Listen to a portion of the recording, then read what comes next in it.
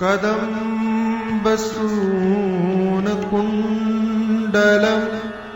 सुचारुदण्डमण्डलं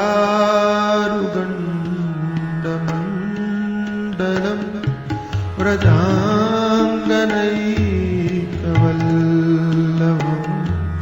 नमामि कृष्णदुर्लभं कदम्बसूनकुण्डलं सुचारुगण्डमण्डलं व्रजाङ्गनैकवल्लभं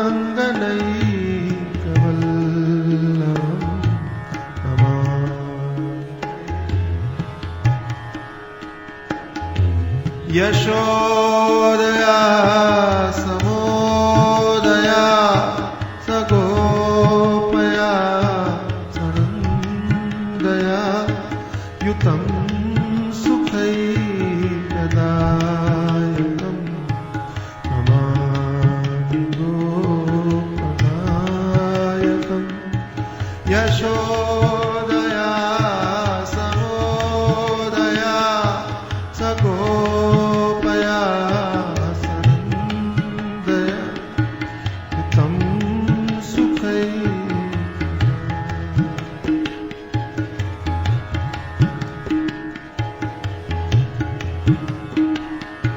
सदैव पादपङ्कजं मदीयमानसे निजं दधानमोदमालकं नमामि नन्दबालकं। सदैव पादपङ्कजं मदीयमानसे निजं दधानमोदमालकं नमामि नन्दबालकं। समस्तदोषशोषणं समस्तलोषणं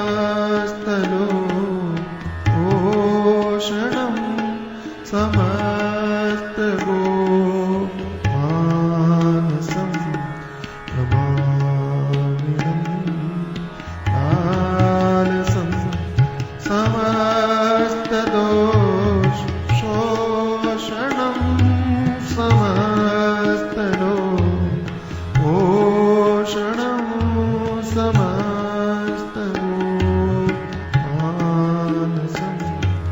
नमामि लालसं नमामि लालसं नमामि नन्दलालसं।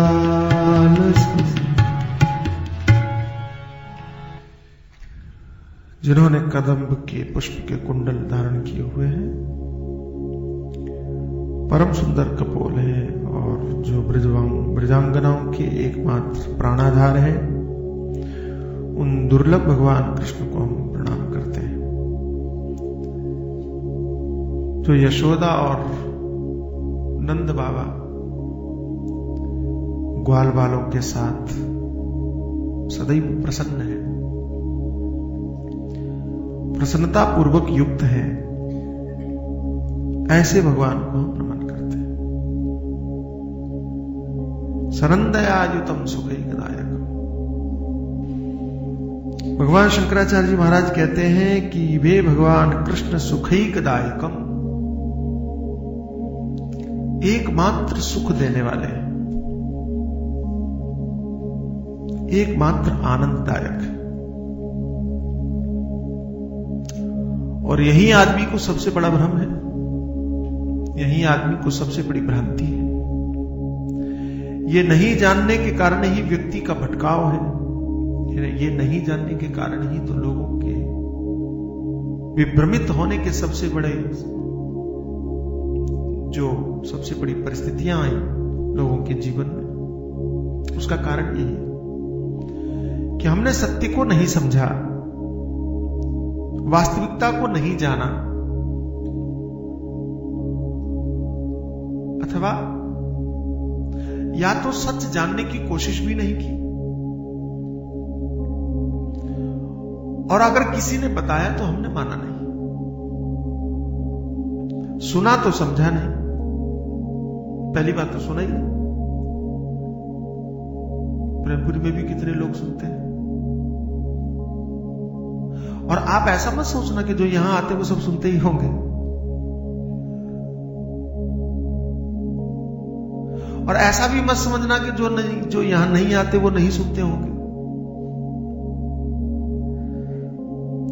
जो यहां नहीं है वो भी सुनते हैं। क्या आपकी प्रेमपुरी की वेबसाइट पर सुनते हैं,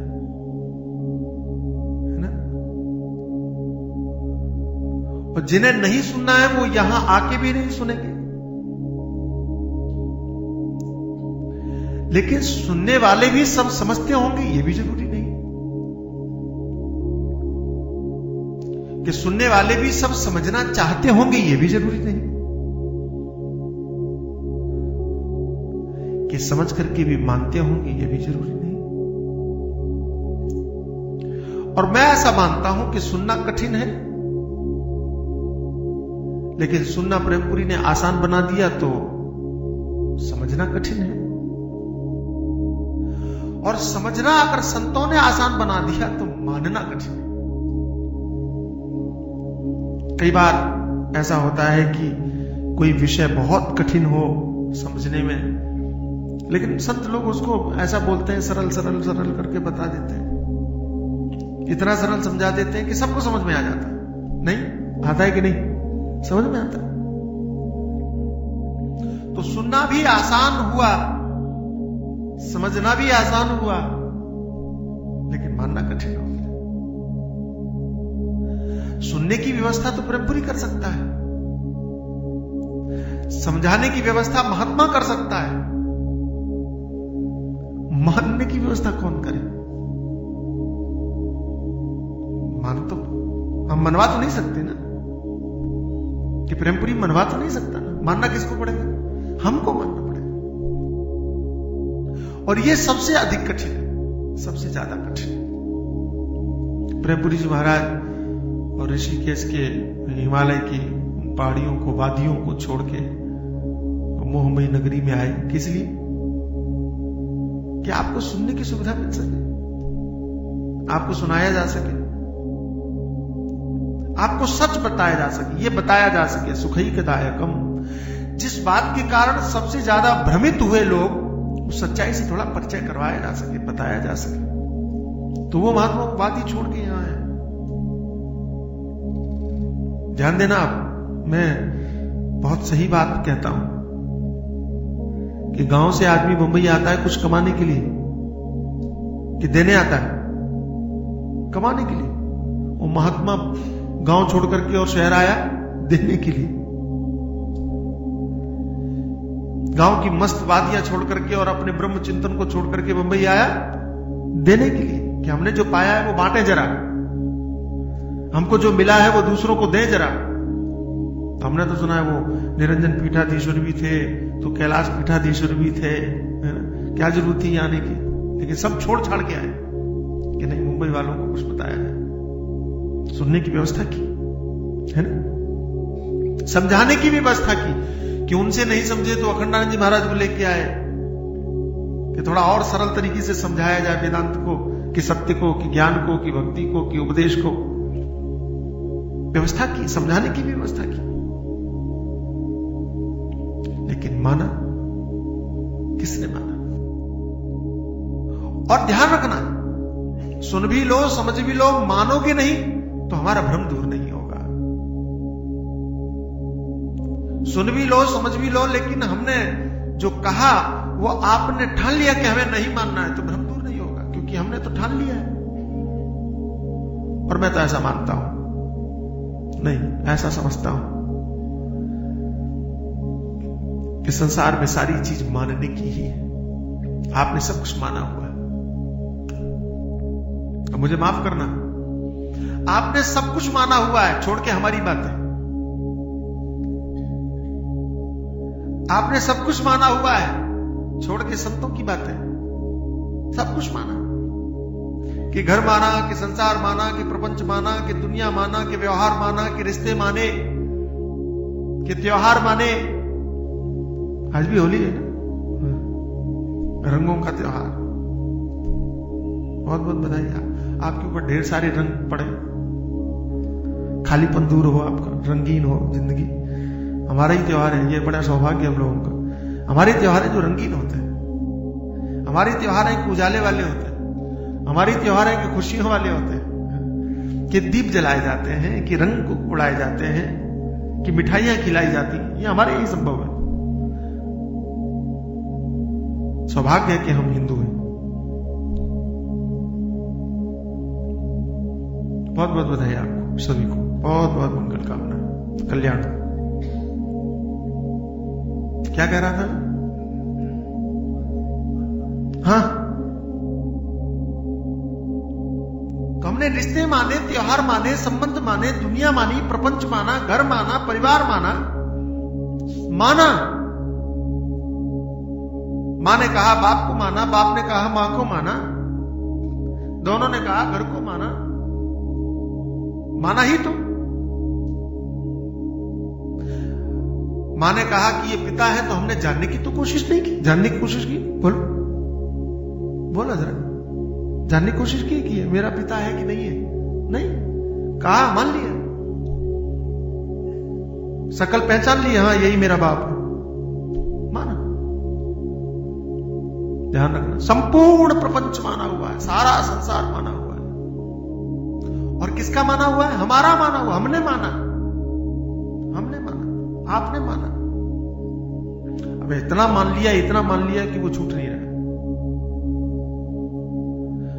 संतों की नहीं मान पा रहे, भगवान की नहीं मान पा रहे, परमात्मा की नहीं मान पा रहे। भगवान बोल बोल के थक गए गीता में, लेकिन हम नहीं मान पा रहे। कि महात्मा बोल बोल के थक गए, हम नहीं मान पा रहे। समझ तो लिया कई लोगों ने, मानना कठिन। हमसे अभी किसी सज्जन ने पूछा, मैं भूल रहा हूं कौन था, कि हमको मालूम तो पड़ गया कि मोह नहीं करना चाहिए, लेकिन छूटता नहीं। हमें पता तो चल गया। हाँ, याद आ गया, दैया जी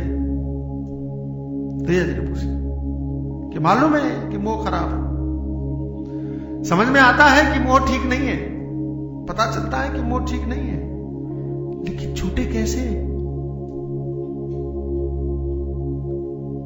अब मुझे बताने के लिए तो बड़ा आसान है, मैं बड़ी आसानी से बता दूंगा। कि आप पूछते हो छूटे कैसे, मैं पूछता हूं कि पकड़ा कैसे था। सवाल तो ये भी हो सकता है कि नहीं हो सकता, बोलो। आप कहते हो छूटे कैसे, मेरा सवाल है कि पकड़ा कैसे था? जैसे पकड़ा था वैसे छोड़ दो। तो आप कहो कि पकड़ा कैसे गया, हमको भी नहीं पता। तो मैं कहता हूं, आपको बड़ी आसानी से बात बता दूं एक। मैं कहता हूं कि आपने पकड़ा कैसे, आपको पता ही नहीं चला। तो मैं आपको कहता हूं कि आप बस हम लोगों को सुनते रहिए, छूटेगा कैसे आपको पता ही नहीं चलेगा। कि जैसे संसार की बातें सुनते सुनते सुनते सुनते सुनते सुनते पकड़ में आ गया, ऐसी संतों की बातें सुनते सुनते सुनते सुनते सुनते सुनते छूट जाएगा। टेंशन क्या लेना। लेकिन शर्त एक, कौन सी? कि सुनना वैसे ही कि जैसे मां बाप को सुनते थे। कि सुनना वैसे ही कि जैसे बचपन में सुनते थे, बिना किसी आग्रह के, बिना किसी दुराग्रह के, बिना किसी संशय के, बिना किसी भ्रम के, कि मां ने जो कहा वो सही ही होगा, ऐसा समझ करके सुना ना, ऐसा सोच करके सुना ना, ऐसा मान करके सुना ना, ऐसा जान करके सुना ना। और मैं वादा करता हूं, पक्का वादा करता हूं कि आप संतों को भी वैसे सुनिए, सुनते रहिए, सतत सुनते रहिए, कुछ मत सोचिए, सुनते रहिए, पकड़ा हुआ छूट जाएगा।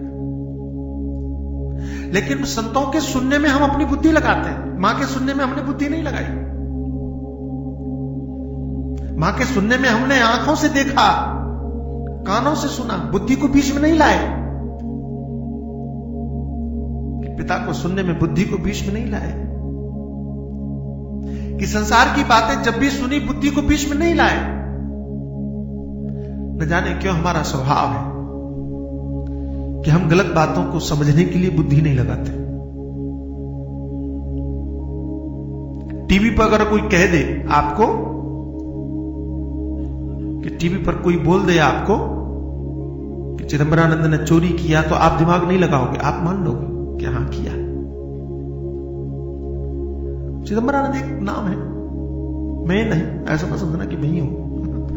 दूसरे का नाम लेने से अच्छा है अपने ही ले लो, झंझट खत्म, है ना। टीवी वालों ने अगर कहा कि अमुक व्यक्ति बेकार है, बुरा है, तो हम समझने के लिए दिमाग नहीं लगाएंगे। मेरी बात ध्यान से सुनना। लेकिन अगर टीवी वाले कह दें कि अमुक आदमी अच्छा है, तो हम दिमाग लगाएंगे। ऐसा थोड़ी अच्छा होता है दुनिया में, ऐसा थोड़ी मिलता है, ऐसा थोड़ी होता है कि मैं अगर किसी की तरफ उंगली उठा करके कहूं कि अमुक व्यक्ति बेकार था, तो आपको समझने में समय नहीं लगेगा, मान लोगे। लेकिन मैं अगर कहूं कि एक व्यक्ति ये बड़ा सिद्ध है, बड़ा पहुंचा हुआ है, कि परमात्मा को पाया हुआ है, कि सीधे हिमालय से उतरा है ईश्वर का साक्षात्कार करके कहूं, तो आप दिमाग लगाओगे। ऐसा थोड़ी होता है। गलत को हम तुरंत स्वीकार करते हैं। और ऐसा मत समझना कि ये सिर्फ बचपन में होता है, नहीं नहीं, आज भी वही होता है कि संस्कार कहिए,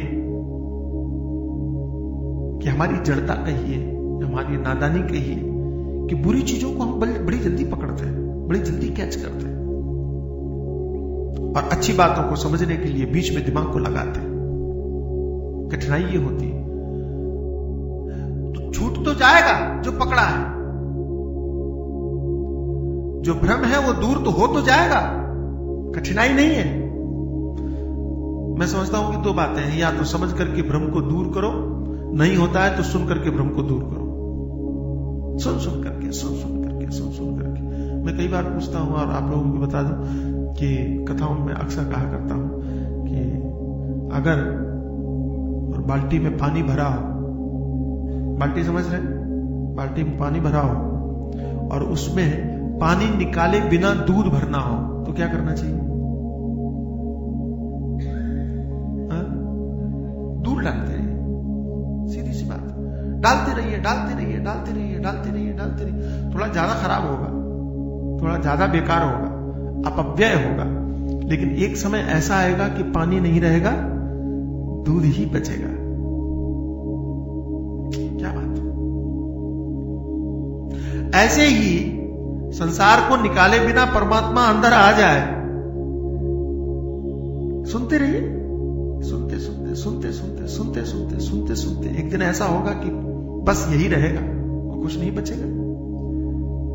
सुनना महत्वपूर्ण है, श्रवण महत्वपूर्ण है, सुनिए।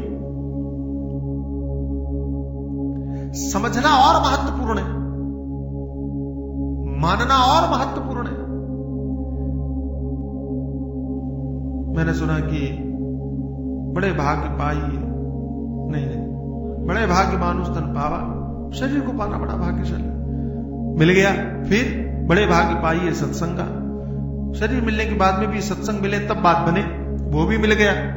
अब बोले बड़े भाग्य आइए ऊर्जा से।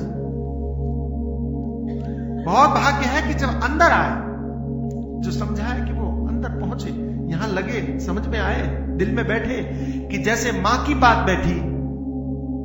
हमारे पूज्य चरण गुरुदेव भगवान कहते हैं कथा कैसे सुननी चाहिए, कैसे? तो कहते हैं कि जैसे तुम गाली सुनते हो,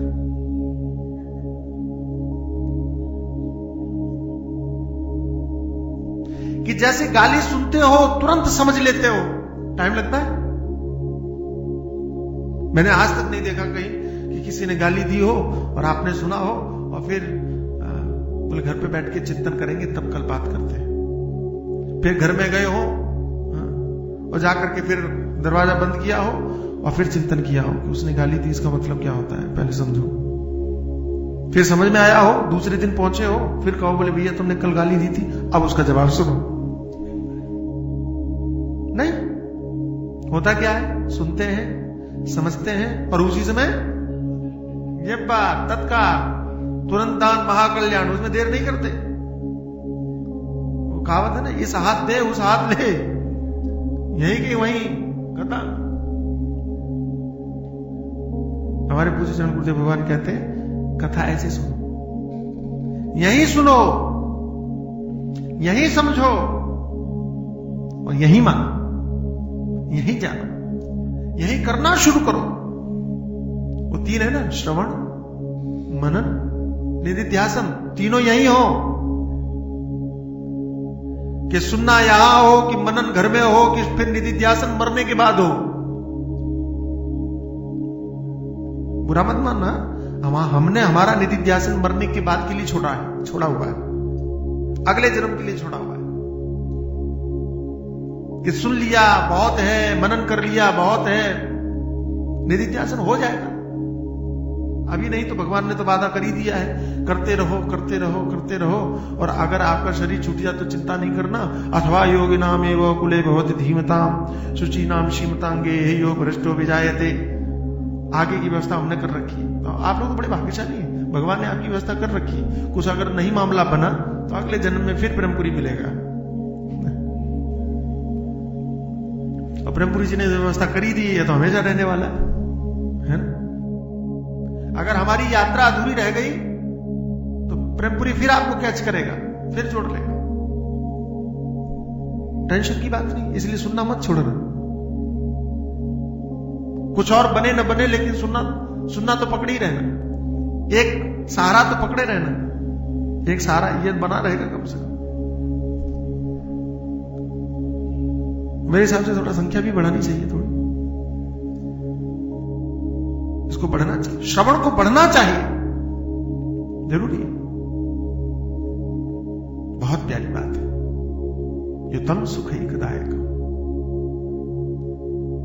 एकमात्र सुख के कारण, एकमात्र आनंददायक है। और ये हम सुनते चले आ रहे हैं लेकिन मान नहीं पा रहे, समझ नहीं पा रहे। क्योंकि अगर समझ में आता कि एकमात्र सुख के कारण परमात्मा है तो फिर दूसरी जगह पर सुख हम ढूंढते ही क्यों? कि एकमात्र सुख का कारण परमात्मा है तो दूसरी जगह हम उलझते ही क्यों? कि दूसरों के अभाव में फिर हम रोते ही क्यों? कि दूसरे के अभाव में हम फिर बिलखते ही क्यों? कि दूसरे के अभाव में फिर हमको परेशानियां होती ही क्यों? और जिन्होंने भी समझा, जिन्होंने भी जाना कि सुख का कारण परमात्मा है, वे नहीं रोते, वे नहीं परेशान होते। कि वैसे ही कि शक्कर के बने हुए और अनेक हाथी घोड़े,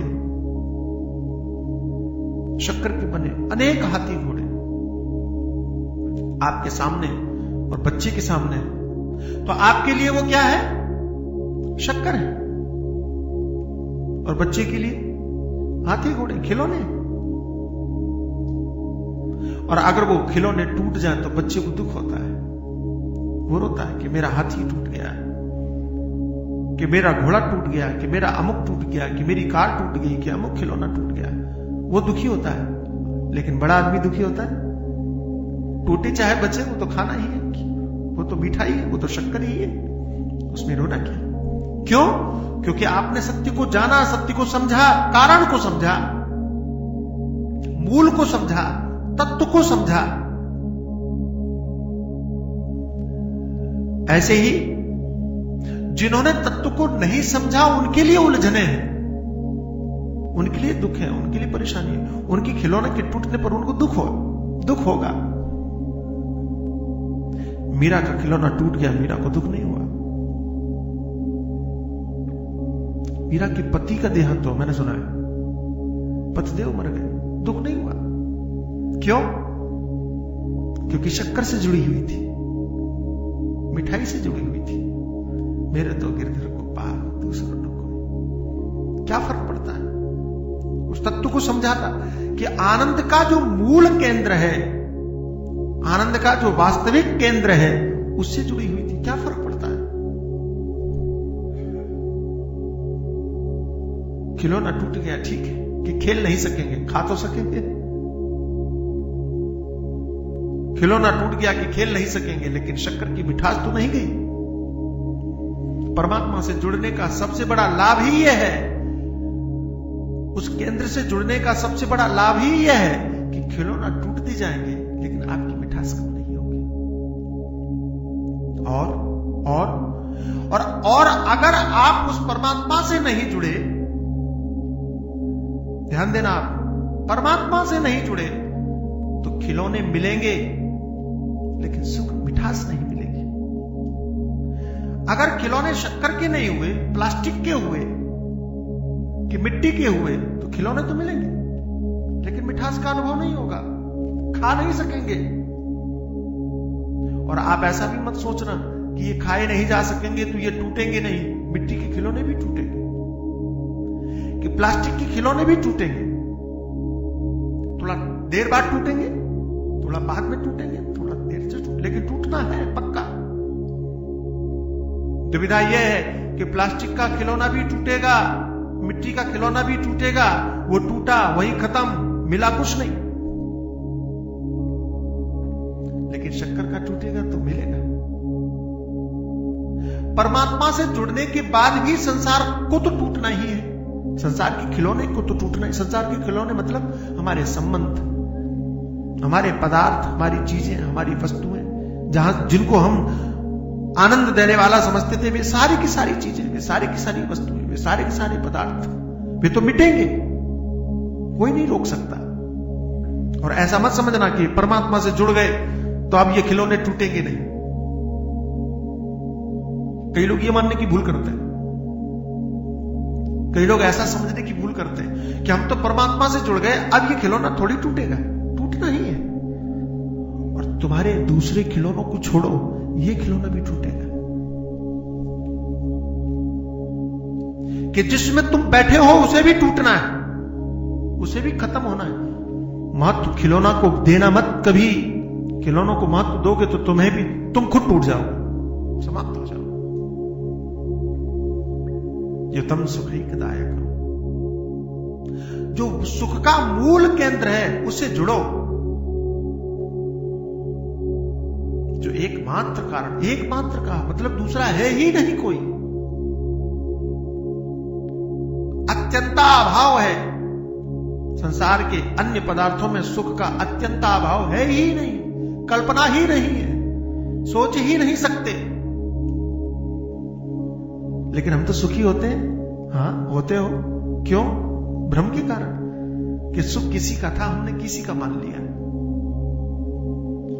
सुख परमात्मा का था, जो आनंद सिंध सुख राशि, सीकर तय तय लोक सुपासी, सो सुख धाम राम आसना।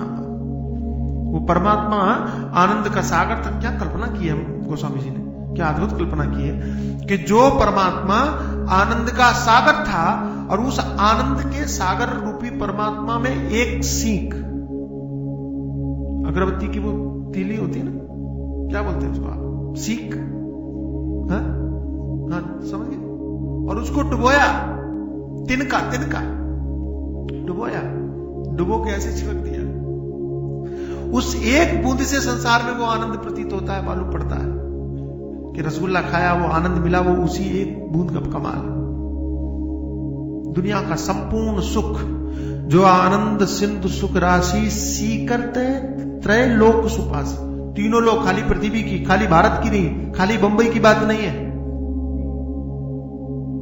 पूरा भारतवर्ष नहीं, पूरा विश्व नहीं, पूरा ब्रह्मांड नहीं, तीनों लोग, पूरा ब्रह्मांड, अनंत कोटि ब्रह्मांड कहिए ना। ब्रह्मांड निकाया निर्मित माया, रोम रोम प्रतिवेद करें कि एक एक रोम में ब्रह्मांड बसे हुए परमात्मा, उन संपूर्ण ब्रह्मांडों में जिस सुख की अनुभूति जीव को होती है, वो सुख कहां से आया? तो कहा आनंद सिंधु परमात्मा के उस सुख से एक बिंदु लिया गया और उसी से सब आनंद था। और हमने समझ लिया कि यही सुख है, हमने समझ लिया यही आनंद है, हमने समझ लिया यही सबसे बेहतर है, इससे बेहतर कुछ नहीं। मैं ऐसा समझता हूं कि जब तक कोई व्यक्ति बच्चा है तब तक उसको लॉलीपॉप में बहुत आनंद आता है। उसको लगता है यही सबसे बड़ा सुख होगा, कि चॉकलेट में बड़ा आनंद आता है, कि टॉफी में बड़ा आनंद आता है। बड़ा होगा तो कम हो जाता है, तब उसको समझ में आता है कि नहीं, कुछ और भी है। कर्मशः वो आनंद की वृत्ति और सुख की वृत्ति बदलती है, परिवर्तित होती है।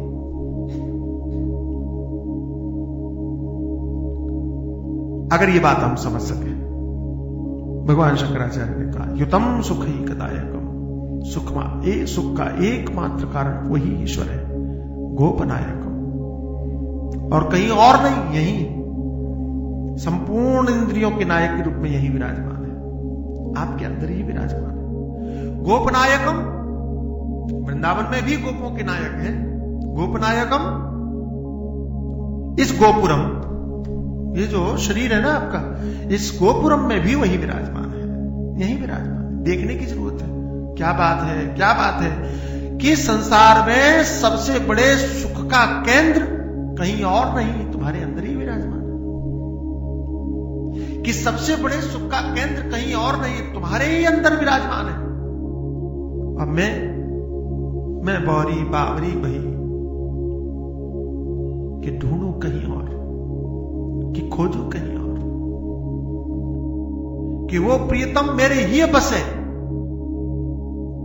मेरे ही अंदर विराजमान था, और मैं बावरी हो गई, मैं बौरी हो गई, मैं पागल हो गई, भ्रमित हो गई कि मैं खोज रही हूं बाहर, ढूंढ रही हूं बाहर, बावरी होकर ढूंढ रही हूं कि सुख मिलेगा कहीं, कि सुख मिलेगा कहीं, कि यहां क्या बात है, हम सुख के भिखारी हो गए। सुख के राजा होने पर सुख के भिखारी हो गए।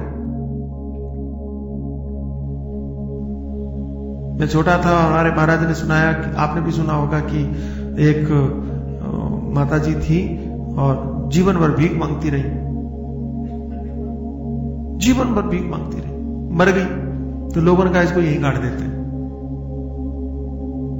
है ना।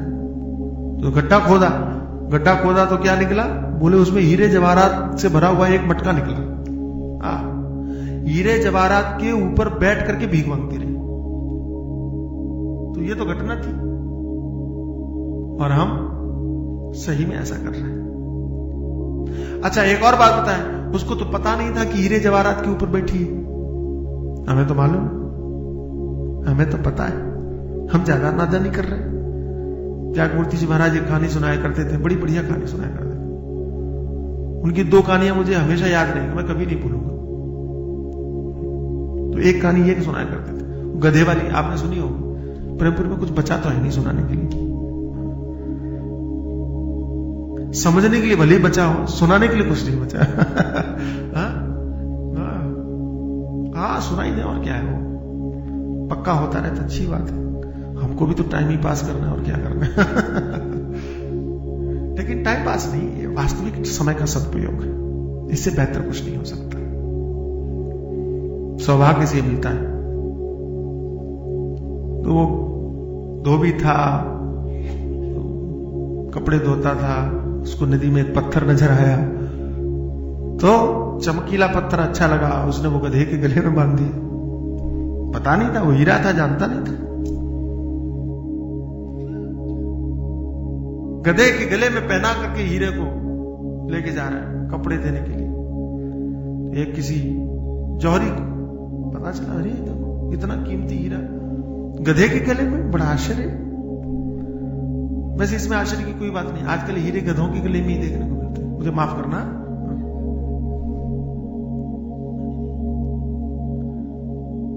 मैं आप लोगों की बात नहीं कर रहा हूं, मैं योग्यता की बात कर रहा हूं।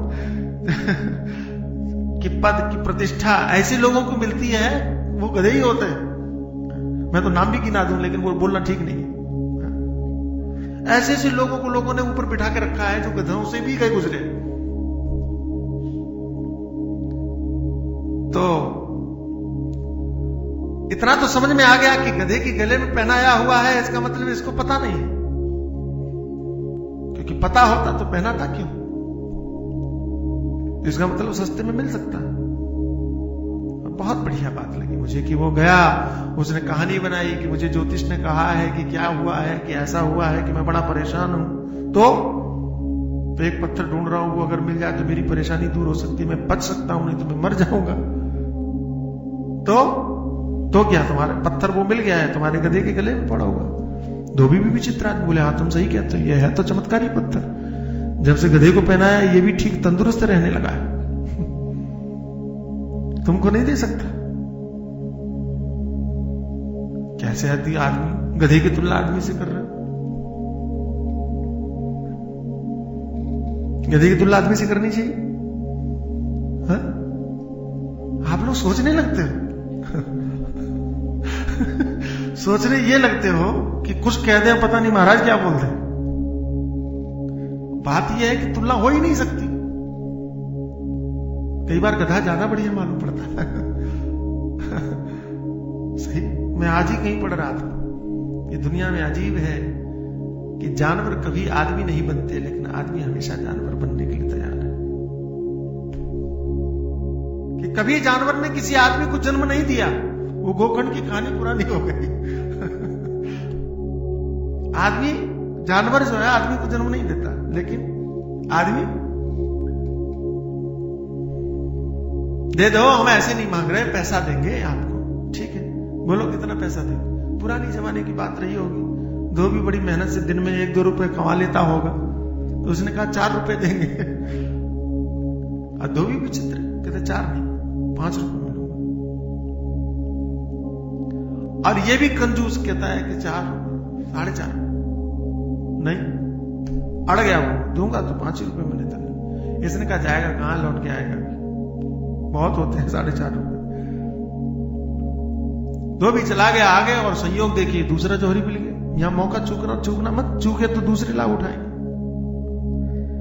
आप चूके तो 1000 लाभ उठाने वाले हैं। बिल्कुल सही कह रहा हूं, बिल्कुल सही कह रहा हूं कि प्रेमपुरी में कोई महात्मा आपको सुनाने आए तो आप ऐसा मत समझना कि ऐसे 1000 आते हैं। आप चूके तो न जाने कौन लाभ उठाएगा, आपका सौभाग्य है, उसका लाभ उठा ही लो जितना मिले। दूसरे ने लपक लिया, उसने भी कहानी बनाई, ये तो चिढ़ा बैठा था, नहीं नहीं हम नहीं देंगे, नहीं देना पड़ेगा। क्या बात है, सारी कहानी बोले। उसको कहा आज 50 पैसे के लिए झंझट कर दी, मुझे नहीं देना 50 पैसे, 7 रुपए पकड़, तू 5 रुपए की बात करता है, 10 रुपए पकड़।